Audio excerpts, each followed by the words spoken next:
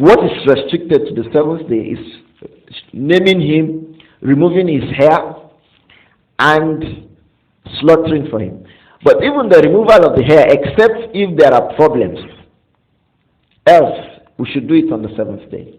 The circumcision, ulama say the best is the seventh day, except also if there are problems. Perhaps the child is found to be not strong enough to be able to withstand circumcision on the seventh day for the male child, and things like this. For the female child too, the strongest opinion is that it is also obligatory upon them. That is the strongest opinion. But even if someone says no, he's going to take on the opinion that it is mustahab, because most of the Muslims have abandoned this sunnah now. They abandon the sunnah for the females now because they say it is mustahab. What is the meaning of something that is mustahab? Something you encourage someone to do. Something you recommend people to do. Quite unfortunately, people even discourage people from doing it. Once it is rightly done, and the Prophet told us, sallallahu alaihi wasallam, when he was addressing the woman who was the one who circumcised children in Medina at the time, he said, "Ashimmi wala tanhaki." He said, just cut at the top of it. Wala tanhaki. Don't cut it deeply into her. So the Prophet described what to do, telling her how to do it.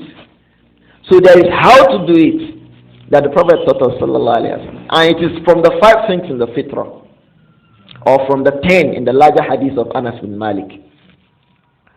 So, but now we dropped it because people are campaigning against it. Even if it is, let's say it is mustahab, but the most authentic that it is obligatory.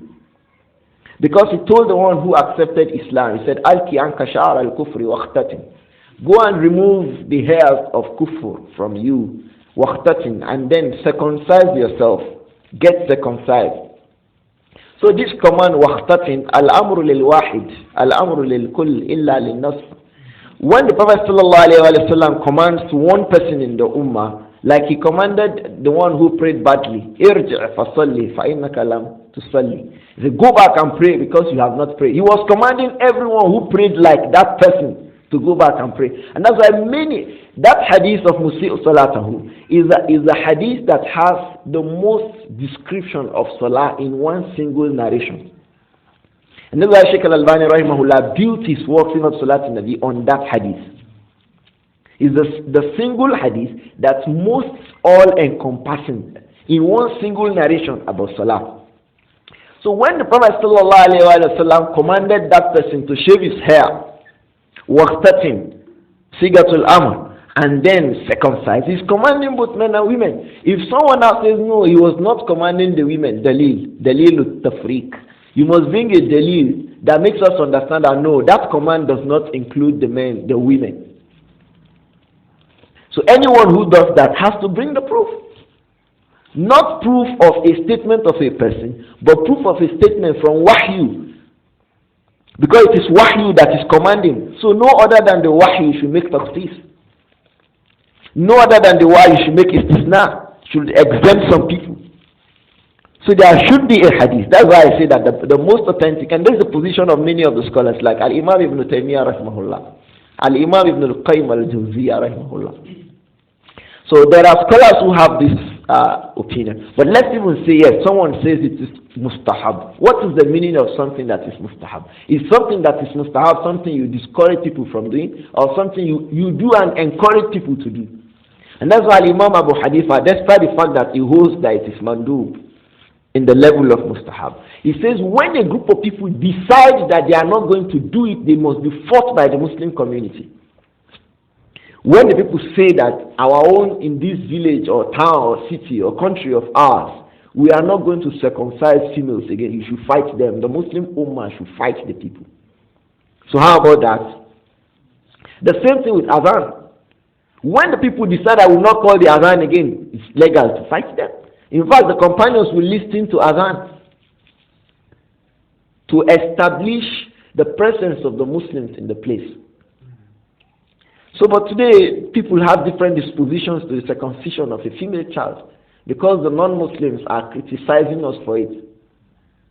And if the Muslims think that by acceding to these criticisms, it is going to make them like Islam, we have just failed.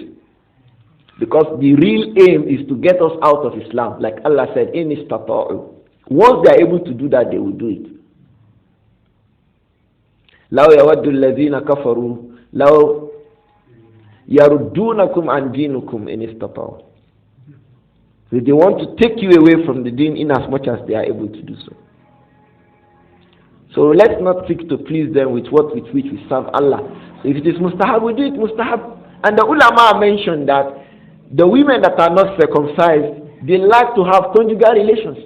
And Imam Ibn Taymiyyah was saying that the women of the Tatars and the Mongols were usually prostitutes. And what was known with them, with those women, was that they don't circumcise. They are females. So you see today people walk around, they do so many things, people don't wonder what are the reasons. So if the female child, like the male child, is also matured enough, is also strong enough to withstand the difficulty of circumcision on the seventh day, she should be circumcised also. Whether the person opines that it's obligatory or the person opines that it is a mustahab. Well, I understand. So these are some of the things that comes to mind now. Allahu A'lam.